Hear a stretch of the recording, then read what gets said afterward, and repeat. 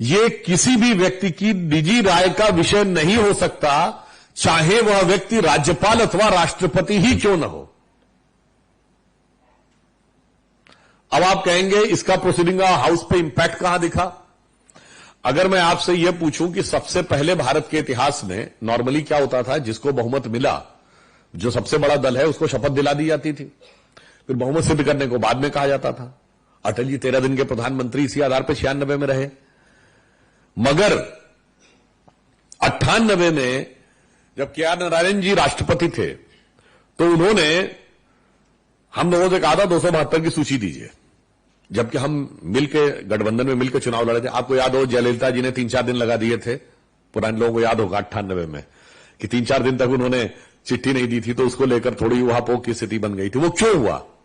चूंकि के.आर. नारायण साहब का कहना था कि जब एक बार कोर्ट ये डिसाइड कर चुका है कि बहुमत किसका है, ये किसी के निजी राय का विषय नहीं होगा, सदन में ही तय होगा, फिर भी मैं इतना आश्वस्त हो लेना चाहता हूं कि बहुमत है या नहीं, या बहुमत की संभावना है या नहीं। अन्यथा इसके बाद की स्थिति में उससे पहले इस मुद्दे को लेकर बहुत सी सरकारें बनती बिगड़ती रही, जिसमें यही नहीं तय हो पाता था कि किसका बहुमत था और किसका बहुमत बना दिया गया। अब मेरा मानना यह था, इससे भी विचित्र, बड़ी विचित्र स्थिति आपको विधायी इतिहास में देखने को मिली होगी। वो थी 22 फरवरी 1998, उत्तर प्रदेश की विधानसभा, जब 2 मुख्यमंत्री थे। जब आपको याद हो कल्याण सिंह जी मुख्यमंत्री थे और अब तो हमारी पार्टी में है, उस समय जगदम्बिका पाल जी को विपक्षी दलों ने अपना मुख्यमंत्री का कैंडिडेट बना दिया था। अब यह भारत के विधायी इतिहास की सबसे विचित्र घटना है, क्योंकि वहां जानते क्या स्थिति थी? विधानसभा में जब मुख्यमंत्री के कमरे में जाने की बात थी तो किसको कमरा दिया जाए? एक को शपथ दिलाई जा चुकी है। In the mean time Allahabad high court ने एक इंस्ट्रक्शन दे दिया, जो वैसे जिसकी मतलब संवैधानिक दृष्टि से बड़ा संवेदनशील था। उन्होंने कहा कल विधानसभा की कार्रवाई होगी और इसमें जिसको बहुमत मिलेगा वो माना जाएगा। अब आज की डेट में टेक्निकली विधानसभा के अंदर बहुमत किसका है, कौन मुख्यमंत्री है, ए या बी? मुझे उस समय व्यक्तिगत अनुभव के आधार पर याद है, क्योंकि उस समय राजनाथ सिंह जी यूपी के अध्यक्ष थे और मैं पूरी प्रक्रिया को बहुत नजदीक से देख रहा था कि जो सिक्योरिटी वाले थे, जो सीएम की सिक्योरिटी वाले, उनके लिए बड़ी समस्या थी। जैसे उनका एक कोड होता था कि भाई सीएम मूविंग टू हाउस, तो वहां से वॉकी टॉकी पूछा था विच सीएम मतलब किसकी बात कर रहे हैं? तो उन लोगों ने अपने को उस 36 घंटे के लिए 2 पार्ट में डिवाइड कर लिया, मुख्यमंत्री और सुरक्षा कर्मियों ने, आधे इनके साथ आधे उनके साथ। जो पुराना डायलॉग था ना, आधे इधर जाओ आधे उधर जाओ बाकी मेरे पीछे आओ, तो वो एक स्थिति बनी। अब उस समय जो सदन की कार्रवाई हो रही थी, अब इसको जब आप अगर इसको रिपोर्ट करेंगे तो आप ये कहेंगे कि साहब संसदीय प्रक्रिया में विश्वास मत और अविश्वास मत का तो प्रावधान है कि एक मुख्यमंत्री होगा, या तो वो विश्वास मत पाने की कोशिश कर रहा होगा या उसके विरुद्ध विश्वास मत आ रहा होगा, मगर 2 मुख्यमंत्री होंगे और दोनों के मध्य विश्वास मत की वोटिंग हो रही होगी। यह ऐसा उदाहरण भारत के इतिहास में कभी नहीं मिला। तो अब अगर इसका कोई सही विश्लेषण करे तो मुझे लगता है अगर इतिहास के हिसाब से भी कोई लिखे तो यह अपने आप में एक बिल्कुल अलग अनूठा उदाहरण है। और उससे पहले जो मैंने आपको बताया 22 अक्टूबर 97 को, वो भी भारत के इतिहास में अनूठा उदाहरण था, जब पहली बार इतनी मारपीट हुई थी। वो जो माइक थे उठा उठा के फेंके गए थे और कई वरिष्ठ लोग, जो कि बाद में गवर्नर भी रहे, विधानसभा अध्यक्ष थे उस समय केसरीनाथ त्रिपाठी जी, बाद में रहे हमारे अभी राजस्थान के गवर्नर थे कलराज मिश्रा जी, कई लोग घायल हुए थे और ये लोग स्ट्रेचर पे कुछ लोग बाहर लाए गए। उसके बाद माइक हटा दिए गए वहां से, क्योंकि माइकों का उपयोग उसके लिए हुआ था। आप सोचिए कि उस समय की परिस्थितियों को देखना, मगर इन परिस्थितियों के देखने के साथ साथ भविष्य में इसका विश्लेषण करना। मैं एक और उदाहरण आपको देना चाहता हूं। कभी कभी विधानसभा के पटल पे ऐसे प्रस्ताव आते हैं जो कि एक चुनौती बन जाते हैं कि इसकी रिपोर्टिंग कितनी निष्पक्ष होनी चाहिए। आप में से शायद बहुतों को पता हो या ना पता हो, 16 मार्च 2006 को केरल विधानसभा में एक प्रस्ताव पारित हुआ, स्पेशल सेशन बुलाया गया। क्या प्रस्ताव पारित हुआ?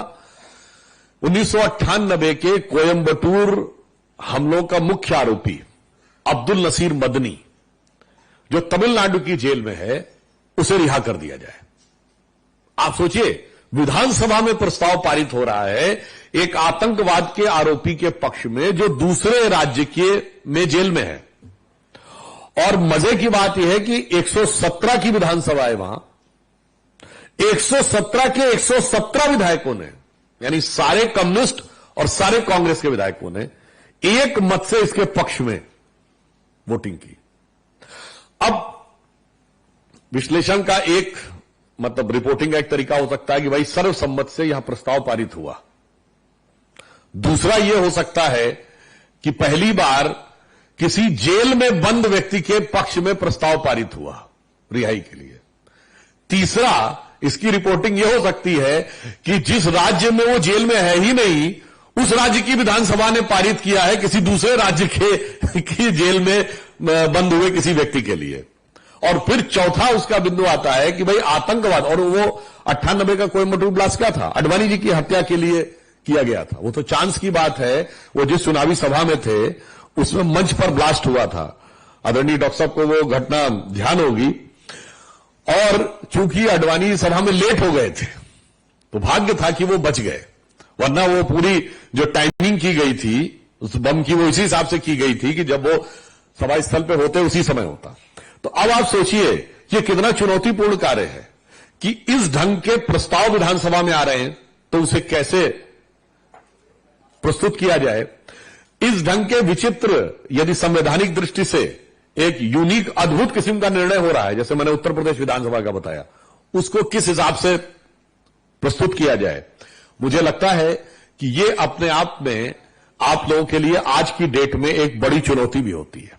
अब मैं एक उदाहरण बताना चाहता हूं। अभी संसद की कार्रवाई पिछले 2-3 साल में हुई तो एक नाम संसदीय कार्रवाई में बहुत सुनाई पड़ा, हिंडनबर्ग। अब मुझे नहीं पता आप लोगों में से इस हिंडनबर्ग के अलावा किसी और हिंडनबर्ग के बारे में आपने कभी सुना है? कभी आपने हिस्ट्री में पढ़ा है कि हिंडनबर्ग नाम और भी 2 जगहों पे आया है और संयोग से दोनों जगह उसके परिणाम सुखद नहीं रहे। जैसे अभी प्लेन क्रैश हुआ, दुनिया के इतिहास की पहली हवाई दुर्घटना। उस जमाने में हीलियम गैस का एक बड़ा गुब्बारा था जिसको कि इंग्लैंड से अमेरिका जाना था अटलांटिक क्रॉस करके। तो उस समय इस ढंग का प्लेन नहीं था, यह 1935-36 के आसपास की बात है। वो हीलियम गैस का बना हुआ गुब्बारा था और उसके अंदर प्लेन बना हुआ था, उसके मतलब उस गुब्बारा प्लेन को लेके चल रहा था। जब वो न्यू जर्सी के पास लैंड करने लगा तो उसमें आग लग गई। हीलियम बहुत ज्वलनशील गैस है और वो क्रैश कर गया। उसमें बहुत से लोग मारे गए, मगर लैंडिंग के समय क्रैश किया। अगर कहीं समुद्र के ऊपर क्रैश कर जाता तो और भी बुरी हालत होती। उस गुब्बारे का नाम था हिंडनबर्ग, यानी जो पहला वायुयान है जिसकी दुर्घटना हुई उसका नाम था हिंडनबर्ग। अब आप आइए, हिटलर जब जर्मनी का चांसलर बना है तो जर्मनी का चांसलर उसको जिसने नियुक्त किया, वो जो चांसलर थे उनका नाम था पॉल हिंडनबर्ग। यानी पॉल हिंडनबर्ग ने हिटलर को जर्मनी का शासक नियुक्त किया। वो एक दुर्घटना हुई, फिर एक गुब्बारे वाली दुर्घटना हुई, फिर एक तीसरी दुर्घटना यह हुई कि जिस हिंडनबर्ग को लेकर भारत की संसद में सबसे ज्यादा हल्ला मचा, जैसे ही अमेरिका में सरकार बदली उन्होंने अपना बोरिया बिस्तर समेट के दुकानी बंद कर दी। यानी हर बार हिंडनबर्ग शब्द जो है वो किसी न किसी दुर्घटना के साथ ही कनेक्टेड है। मगर मैं रिपोर्टिंग की जब बात कर रहा हूं तो एक उदाहरण देना चाहता हूं। आज तो वो विषय किनारे हो गया, मैं कह रहा हूं forget about company X Y, उससे हमसे मतलब नहीं। पर आप में से शायद बहुतों ने, किसी ने ध्यान दिया कि जब हिंडनबर्ग की पहली रिपोर्ट आई वो कब आई? जनवरी 2023 में, जब भारत की संसद का बजट सत्र प्रारंभ हो रहा था। कि क्यों आई? वो इसलिए आई कि भारत की एक कंपनी अमेरिकन स्टॉक एक्सचेंज में सोलर में इनलिस्ट होने जा रही थी। आप सभी लोग प्रबुद्ध हैं, आप सबको पता होगा कि सोलर एनर्जी के सेक्टर पर चाइना का 95% कब्जा है, सोलर सेल्स पे, और सोलर सेक्टर पे 75%, मतलब ऑलमोस्ट मोनोपोली है चाइना की। अब सोलर एनर्जी क्यों जरूरी है? हमने कहा ना कि किसी भी चीज की बैकग्राउंड वस्तुस्थिति पूरी हमारे दिमाग में स्पष्ट होनी चाहिए। आपने देखा होगा जब प्रधानमंत्री मोदी जी आए सत्ता में, सबसे पहला काम क्या किया? अगर हमें विकसित राष्ट्र बनना था तो सबसे बड़ी जरूरत क्या थी कि इंफ्रास्ट्रक्चर यानी रोड, रेल, एयरपोर्ट और हमारे समुद्री पोर्ट, इसके अलावा बिजली। उस समय हमारा जो उत्पादन होता था वो मेनली कोल से होता था। अब अगर आप कोयले के द्वारा ही इतनी बिजली उत्पन्न करना चाहेंगे कि भारत का सारा जो एनर्जी रिक्वायरमेंट पूरा हो, तो कार्बन फुटप्रिंट कितना बढ़ जाएगा आप सोच सकते हैं। ठीक, और कोयला का रिजर्व तो एक सर्टेन लेवल पे है, उसके बाद क्या होगा? तो अब उसके लिए विचार किया गया कि सबसे पहले तो बिजली का कंजम्पशन कम किया जाए। तो क्या किया गया? एलईडी बल्ब्स को बांटा गया और सरकार ने 37 करोड़ एलईडी बल्ब्स बांटे, जो अमेरिका की कुल आबादी से ज्यादा है। उसके बाद क्या किया गया? सोलर एनर्जी की शुरुआत की गई। सोलर एनर्जी में क्वांटम जंप हमने लगाया, वो तो एक अलग बात थी। मैं आपको इसलिए पूरा एक पूरा पृष्ठभूमि दे रहा हूं कनेक्शन का कि आप समझ सकें। हो सकता है पिछली सरकारों के भी मन में रहा हो कि हम सोलर एनर्जी में आगे बढ़ेंगे, वो इतना रफ्तार और इतना मैग्नीट्यूड नहीं देख पाए जो मोदी जी की सरकार ने किया, मगर किसी ने यह नहीं सोचा होगा कि एक इंटरनेशनल सोलर अलायंस बनेगा और उसका केंद्र भारत में बनेगा।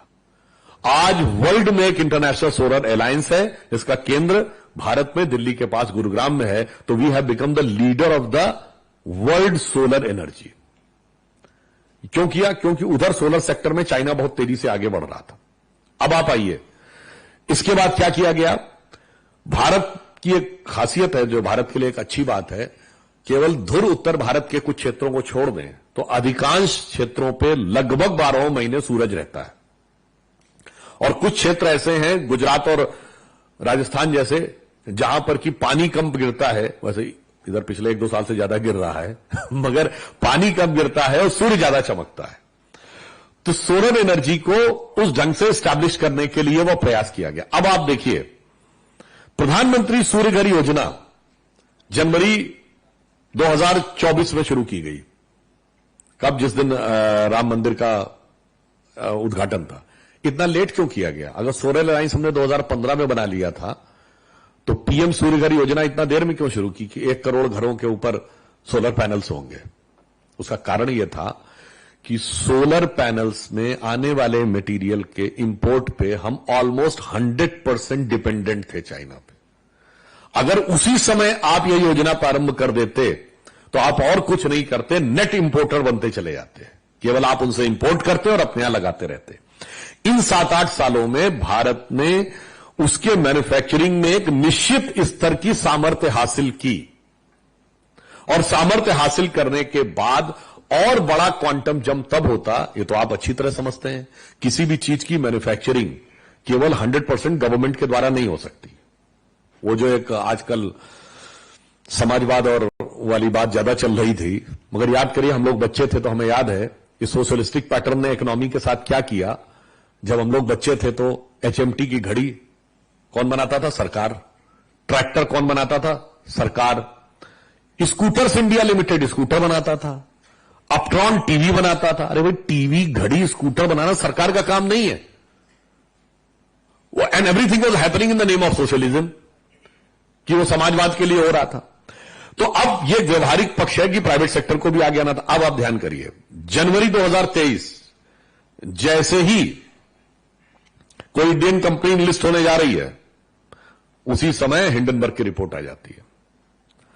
अब जो रिपोर्टिंग कर रहे हैं उन्होंने इस विषय की तो रिपोर्टिंग की कि देखिए एक रिपोर्ट आई है जिसको लेकर भारत की संसद में बहुत हल्ला हो रहा है, विपक्ष ये कह रहा है, सत्ता पक्ष ये कह रहा है, अमुक कंपनी एक्स है, वाई है, जो भी है। मगर किसी ने जाके उसकी बैकग्राउंड में इस पक्ष को देखने का प्रयास किया या नहीं? अब आप में से कोई कह सकता है महज संयोग है। नहीं साहब, दूसरी बार हिंडनबर्ग आपको सुनने को मिला नवंबर 2024 में। फिर भारत की संसद का शीतकालीन सत्र चल रहा था। अब इस बार क्या था? फिर कंपनी लिस्ट होने जा रही थी। तो क्या होता है कि यूएस अटॉर्नी एक कोर्ट में रिपोर्ट सबमिट कर देता है हिंडनबर्ग के आधार पर। अब देखिए, फिर एक बार यही रिपोर्टिंग होती है कि इसको लेकर यह हल्ला हो रहा है, वो हल्ला हो रहा है। मगर इन दोनों टाइम में सोलर सेक्टर में यूएस स्टॉक एक्सचेंज में भारत कहीं इनलिस्ट होने जा रहा था, जिससे भारत की संभावनाएं बढ़ जाती यह पक्ष की तरफ किसी का ध्यान ही नहीं गया। और अगर थोड़ा कोई गहराई में जाता तो जिस यूएस अटॉर्नी ने कोर्ट में यह अपील फाइल की थी उसका नाम था ब्रायन पीस, जो डेमोक्रेटिक पार्टी के सांसद चक शूमर के गहरे दोस्त हैं। और यह माना जाता है चक शूमर ने उनको बनवाया था, और चक शूमर जॉर्ज सोरस के बेटे के दोस्त हैं। तो अगर आप ये लिंक देखें तो आपको अब बेहतर समझ में आता है कि क्या कारण था कि वहां रिजीम बदलते उन्होंने अपनी कंपनी क्लोज कर दी। अब अगर आप रेट्रोस्पेक्टिव एनालिसिस करेंगे तो मैंने इसलिए आपको बताया कि आगे से जब कभी कोई विवाद का मुद्दा आए तो जरा उस विवाद के मुद्दे से जुड़ी चीजें और उसके आगे पीछे का संबंध क्या है, यह संबंध को भी अगर आप देखने का प्रयास करें तो आपको बेहतर समझ में आएगा कि जो दिखाई पड़ रहा है, जिसे टिप ऑफ द आइसबर्ग कहते हैं ना, कि ऊपर दिख तो ये रहा है मगर हकीकत में क्या है यह आपको बेहतर समझ में आएगा। अब जैसे अब एक और दूसरा उदाहरण याद करें, राजस्थान विधानसभा, वो डायरी को लेकर मारामारी हुई थी। अब बाद में डायरी किसी के पास निकली है नहीं, मगर डायरी को लेकर ऐसी मारामारी थी जिसने यह साबित कर दिया कि डायरी में कुछ तो था। आपको ध्यान है ना, उसमें क्या था, राजस्थान सरकार के एक मंत्री बोल रहे हैं मेरे पास लाल डायरी है जिसमें कि ऐसा ऐसा लेखा जोखा। अच्छा, कैबिनेट मंत्री का सदन के पटल पे दिया गया वक्तव्य सरकार का वक्तव्य होता है। If a cabinet मंत्री is speaking on the floor of the house, it is the statement of the government, यानी सरकार कह रही है, और फिर सरकार के ही विधायक कूद रहे हैं उस डायरी को छीनने के लिए। तो अब देखिए डायरी क्या है, यह तो एक रोचक विषय है, तो वो तो खूब मीडिया में कवर होगा, मगर उसका जो संवैधानिक पक्ष था कि साहब सरकार ने सदन के पटल पे बोला और सरकार के ही विधायकों और मंत्रियों ने सदन में हाथापाई की नौबत उत्पन्न की, यह है संसदीय व्यवस्था की रिपोर्टिंग की दृष्टि से। फिर उस डायरी में क्या है, किसका क्या आरोप है, वो है राजनीतिक चर्चा का विषय। तो मेरा इसमें सिर्फ आपको से सबमिशन यह था कि इतने प्रकार की चीजें आती हैं जिसमें कि अगर आप उसके थोड़ा सा डेप्थ में जाएंगे तो आपको बहुत बेहतर समझ में आएगा कि किस प्रकार की प्रोसीडिंग के दौरान जो चीजें हो रही और क्यों हो रही। अब यहां पे मैं थोड़ा सा इसी विषय की परिधि से में ही रहते हुए विषयांतर करते हुए जाना चाहूंगा। देखिए, चूंकि आप सब लोग पत्रकार हैं तो निश्चित रूप से यह भी समझिए कि आज पत्रकारिता जगत में भी एक बदलाव आ रहा है।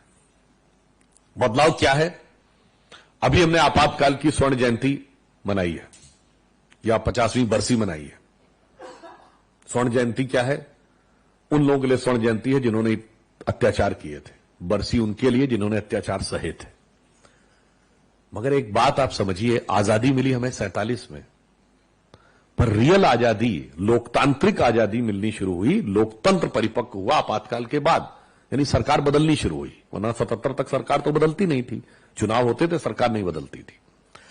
77 में कई राज्यों में तो ऐसी सरकार बदली कि वहां दोबारा कांग्रेस आई नहीं आज तक, जैसे पश्चिम बंगाल और तमिलनाडु, आज तक वापस नहीं आए। मगर एक अंतर रहा, सांस्कृतिक लोकतंत्र नहीं आ पाया। सांस्कृतिक लोकतंत्र आने की शुरुआत हुई 1990 के दशक में, जब श्री राम जन्मभूमि आंदोलन प्रारंभ हुआ। मगर एक तीसरा जो बौद्धिक पक्ष था भारत का, इंटेलेक्चुअल एस्टैब्लिशमेंट, पत्रकारिता जिसका मुख्य आधार है या मुख्य मतलब आधारी स्तंभ है, उसमें डेमोक्रेसी की शुरुआत 90 के दशक में हुई, पर डेमोक्रेसी अभी तक आई नहीं, अब आनी शुरू हुई है 2014 के बाद। पहले एक पक्षीय विचार था, तो वो क्या था, एक राजशाही थी, जो कह दिया गया, अब जिले लाई ने कहा है तो अब आप इसके अलावा कुछ बोल थोड़ी सकते हैं, जी हुजूर ही करना है। मगर अब क्या है कि दूसरा विचार भी आ रहा है। अब दूसरे विचार को सहन न कर पाने की जो समस्या है, उस कारण से कई बार प्रतिक्रिया नजर आने लगती है कि साहब ऐसा क्यों, जबकि मेरा मानना है दोनों विचार होने चाहिए। आप ये भी सुनिए, वो भी सुनिए, फिर तय करिए क्या सत्य है। और इस रिपोर्टिंग को लेकर लोगों को गलतफहमियां कितनी हो जाती हैं, मैं आपको एक उदाहरण बताना चाहता हूं। अभी हम लोग बैठे थे तो अमेरिका की चर्चा हो रही थी। 2010 में या 11 में आपको ध्यान हो, यूएस कांग्रेशनल रिसर्च सर्विस ने भारत के बारे में एक रिपोर्ट निकाली थी जिसमें प्रधानमंत्री मोदी जी उस समय मुख्यमंत्री थे, तो गुजरात के एडमिनिस्ट्रेटिव मॉडल का भी जिक्र था। यद्यपि उस समय छत्तीसगढ़ में जो आपका वो फूड वाला कार्यक्रम था, उसका भी जिक्र उस कार्यक्रम में था कि किस ढंग से वो गाड़ियों के ऊपर नहीं वो एक वो लगा लिया था और उस ढंग से कंट्रोल किया था जो मिसगवर्नेंस। अब सोचिए, वो जो लिखने वाले सज्जन थे, उनसे एक बार 2010 में मेरी मुलाकात हुई, यूएस कांग्रेशनल रिसर्च सर्विस के एक बड़े सीनियर व्यक्ति। उनसे मैंने कहा कि कभी आपको यह नहीं लग रहा है कि आप मीडिया की दृष्टि से जो रिपोर्टिंग हो रही है, आपका असेसमेंट लगातार गलत निकल रहा है भारत के बारे में 1990 ऑनवर्ड्स। आपने कहा 89 में जब बीजेपी की 86 सीटें आई, 91 में गोली चलने के बाद जब मुख्य विपक्षी दल बने, अरे कुछ नहीं होने वाला है, बीजेपी मुख्य विपक्षी दल बन गई। 96 में आपने कहा वो तो मैक्सिमम था, अब इसके आगे कुछ नहीं होने वाला है, तो सबसे बड़े दल बन गए जब 13 दिन की सरकार बनी। अरे ये तो तुक्का लग गया था, अब इसके आगे कुछ नहीं होने वाला है, तो 98 में सरकार बन गई। फिर एक वर्ष सरकार भी नहीं, अरे बस अब वो तो सैचुरेशन, इसके आगे कुछ नहीं, फिर सरकार बन गई। अब 2004 में सरकार चली गई तो उन्होंने कहा तो बीजेपी तो हिंदी भाषी